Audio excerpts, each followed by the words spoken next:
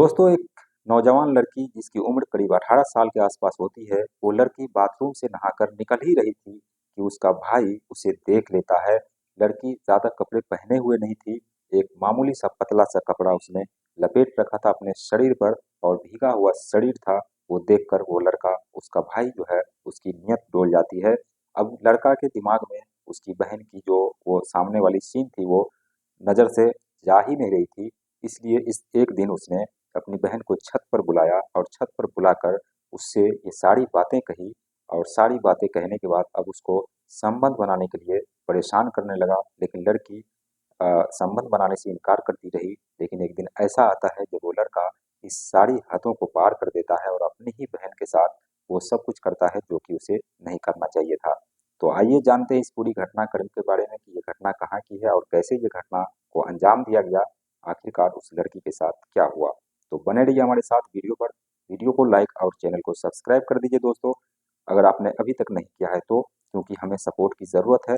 Channel को subscribe कर देंगे तो हमें थोड़ा अच्छा लगेगा। तो चलिए बिना बात बढ़ाए, बिना देरी लगाए सीधे कहानी पर लौटते हैं। ये कहानी कर्नाटक की है। कर्नाटक का एक जगह है बिल्लाड़ी, और उसी बिल्लाड़ी में रहने वाला एक परिवार होता है जिसका घर का मुखिया होता है दामोदर, और उसकी एक पत्नी होती है जिसका नाम लक्ष्मी होता है, और उसकी एक बेटी होती है रानी, जिसकी उम्र करीब 18 साल के आसपास होती है। ये जो फैमिली थी, 3 लोगों की फैमिली थी और बहुत ही गरीब परिवार से ये लोग बिलोंग करते थे। पिता जो है वो मजदूरी किया करते थे, आए दिन वो बीमार रहा करते थे। और लड़की जो रानी होती है वो स्कूल जाया करती थी, लेकिन बाद में उसने स्कूल छोड़ दिया क्योंकि उसकी उम्र 18 वर्ष हो चुकी थी और पिता जो है वो ज़्यादा कमा नहीं रहा था। इसलिए जो इस दामोदर की पत्नी होती है लक्ष्मी, वो दूसरे के घरों में जाकर झाड़ू पोछा खाना पीना बनाया करती थी, जिससे कुछ पैसे वहां से आ जाया करते थे। और ये जो लड़की होती है रानी, वो घर में ही रहा करती थी और पिता बाहर मजदूरी किया करता था। अब जो दामोदर है, उसको धीरे धीरे ब्लड कैंसर की शिकायत हो जाती है। वह काफ़ी जांच पड़ताल करने के बाद, अब क्योंकि ब्लड कैंसर ऐसा है कि जो आम मामूली आदमी है वो इसका इलाज करवा ही नहीं सकता। तो दामोदर जो है वो धीरे धीरे बीमार पड़ता गया, जिसके बाद जो लक्ष्मी होती है उसकी पत्नी अपने भांजे, यानी कि उसका जो भाई का बेटा होता है जिसका नाम मोंटी होता है, वो भी एक हट्टा-कट्टा नौजवान था। तो उसको अपने भाई से कहकर अपने यहाँ बुला लेता है और कहता है मेरे यहाँ ही रहने दो, क्योंकि बार-बार इसे, ये जो दामोदर है, इसको हॉस्पिटल ले जाना पड़ता है, जिससे हम जो घर में सिर्फ मैं हूँ और मेरी बेटी है, यानी कि कुल महिलाएँ महिलाएँ हैं।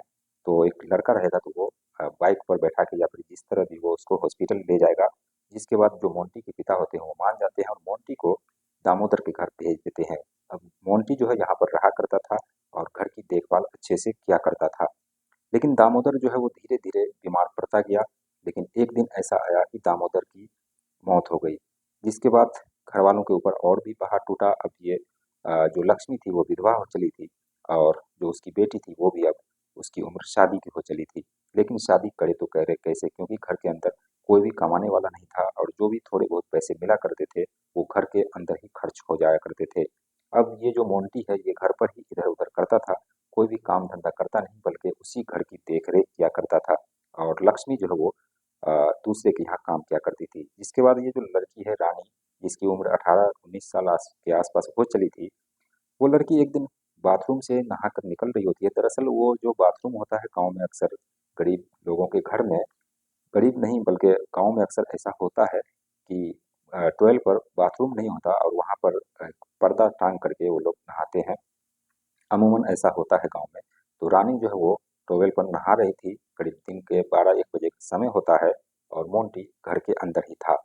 तो रानी जब नहाकर निकल रही होती है तो वो मामूली सा एक पतला सा दुपट्टा लपेट कर निकलती है ताकि वो घर में जाकर कपड़े पहन ले। लेकिन मोंटी जो है वो इसी इंतजार में था और रानी को देख लेता है। देखने के बाद रानी जो है वो शर्मा जाती है, लेकिन मोंटी के नज़र में वो रानी जो है वो चुभ जाती है, जबकि उसकी बहन थी। अब एक दिन मोंटी क्या करता है कि मोंटी उस बाथरूम में उस टॉवेल पर अपना मोबाइल का कैमरा चालू करके रख देता है जब भी रानी का नहाने का टाइम होता है, और वो सारी चीज़ें उस मोबाइल के अंदर रिकॉर्ड हो जाती है। रिकॉर्ड होने के बाद अब एक दिन रानी को मोंटी जो है वो छत पर बुलाता है, घर की छत पर। शाम का वक्त होता है और मोंटी जो है वो और रानी, ये दोनों आपस में बातें कर रहे थे। बातें करते-करते मोंटी जो है वो अपना मोबाइल निकालता है, मोबाइल निकाल कर वो वीडियो दिखा देता है रानी को, जिसके बाद रानी देखकर और कहती है ये तुमने क्या किया, अच्छा नहीं किया मेरे साथ, आखिर मैं तुम्हारी बहन हूँ। लेकिन मोंटी कहता है कि इस वीडियो को मैं सोशल मीडिया पर डाल दूंगा, इसको वायरल कर दूंगा, तब सोचो और कितनी बेइज्जती होगी। इसके बाद रानी जो है बार बार उसे वीडियो डिलीट करने के लिए कहती है, लेकिन मोंटी मानता नहीं है। मोंटी कहता है कि वीडियो उसी शर्त पर डिलीट करूंगा, तुम मेरी ख्वाहिशें पूरी करो। लेकिन रानी अब करे तो क्या करे, क्योंकि वो बेबस हो चली थी, बेबस हो चुकी थी और अपने ही भाई का शिकार बनने वाली थी। कुछ दिनों का समय बीतता है, बार बार मोंटी धमकी दिया करता था, लेकिन रानी तब तक तैयार नहीं हुई थी, लेकिन आखिरकार उसे तैयार होना पड़ता है। मोंटी की बातों में वो आ जाती है और मोंटी को अपना जिस्म जो है वो परोस देती है। अब एक दिन जब ये सिलसिला शुरू हुआ संबंध बनने का, फिर ये लगातार आए दिन ब्लैकमेल किया करता था और मोंटी ने संबंध बनाते वक्त उस लड़की की एक वीडियो भी रिकॉर्डिंग कर ली, ताकि पूरी चीज जो है वो खुले तरीके से मोबाइल के अंदर हो और ब्लैकमेल करने में अच्छा हो। जब रानी जब भी मना करती, संबंध बनाने से इनकार करती, तो मोंटी जो है वो वीडियो दिखा दिया करता था, जो अभी अभी हाल ही में उसने उसके साथ संबंध बनाया है, जिस पर रानी और भी मुंह बंद कर लेती और किसी को नहीं बताती। लेकिन अब ये राज चले तो कब तक चले। और उधर जो उसकी अ, रानी की माँ होती है, वो भी बीमार थी और घर के अंदर काम किया करती थी, उसको भी उतना टाइम मिलता नहीं था कि अपनी बेटी पर ज़्यादा ध्यान दे। अब रानी के साथ मोंटी का लगातार रिलेशन बनना रानी को कहीं न कहीं खल रही थी और वो इस पीड़ा को बर्दाश्त करके जी रही थी। एक दिन ऐसा आता है कि रानी सोचती है कि अपनी माँ को जाकर कहे, लेकिन जब भी वो कहने के लिए जाती है, उसका हिम्मत टूट जाता है और वो सोचती है कि आखिर कितनी बदनामी होगी और माँ को कितना सदमा होगा। इसी वजह से वो बार-बार कहने की कोशिश करती, लेकिन वो कह नहीं पाती और बार-बार मोंटी का शिकार बनती रहती। लेकिन अब करीब 1 डेढ़ साल का वक़्त बीत चुका था। अब रानी को लग रहा था कि अब हमें बताना ही पड़ेगा, वरना फिर कोई रास्ता नहीं है। जिसके बाद रानी एक दिन अपने माँ के पास बैठती है और कहती है कि ये जो मोंटी है इसको तुम यहाँ से अपने घर जाने को कह दो और हम दोनों माँ-बेटी ही रहेंगे। जिस पर उसकी माँ जो है वो कहती है कि नहीं, ये मोंटी है, देखो घर का कितना सारा काम करता है, सारी चीज़ें समय पर लाकर देता है, तो रहने दो कुछ दिन और। लेकिन रानी बार-बार कहती है और कहती है अपनी माँ को कि दरअसल मोंटी की आदत खराब है और वो मेरे साथ करीब 1 डेढ़ सालों से संबंध बना रहा है, मेरे को ब्लैकमेल कर रहा है, मेरी नंगी तस्वीरें उसने खींच रखी है, इसके बिना पर वो मुझे ब्लैकमेल करता है। ये बात जैसे ही लक्ष्मी सुनती है, वो गुस्से से आग बबूला हो जाती है।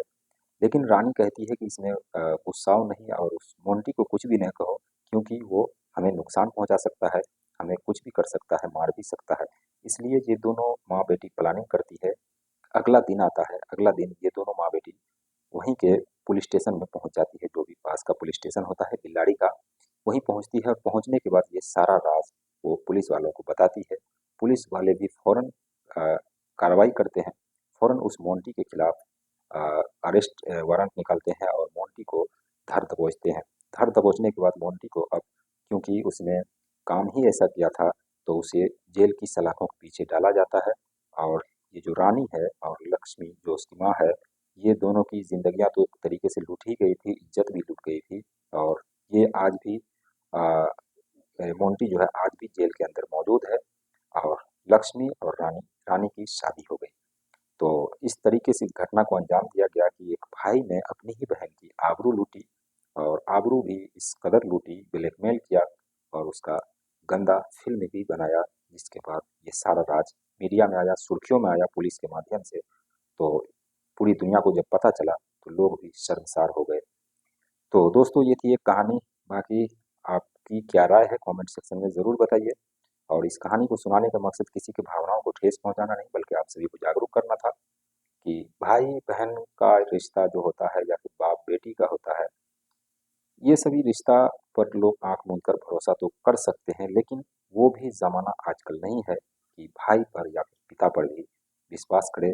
लड़कियां कहीं भी सुरक्षित नहीं है और कहीं भी वो किसी का शिकार हो जाती है। ये भी हमारे समाज के अंदर एक कमी है। तो इस कमी को दूर करने की ज़रूरत है और इस वीडियो के ज़रिए मैं ये अपील करना चाहता हूँ आप सभी से, सचेत रहने की ज़रूरत है आप सभी को, हम सभी को। और इस वीडियो को अपने दोस्तों तक, रिश्तेदारों तक फैलाएं, ताकि उनको भी ये वीडियो देखकर कुछ हो सकता है आने वाली घटनाओं से बचा जा सके। तो ये था हमारा छोटा सा प्रयास, छोटी सी कहानी। बाकी आप सभी को क्या कहना है इस कहानी के बारे में कमेंट सेक्शन में हमें ज़रूर बताइए। चैनल को ज़रूर सब्सक्राइब करें दोस्तों, वीडियो को लाइक करें। हम मिलते हैं किसी और वीडियो के साथ, तब तक के लिए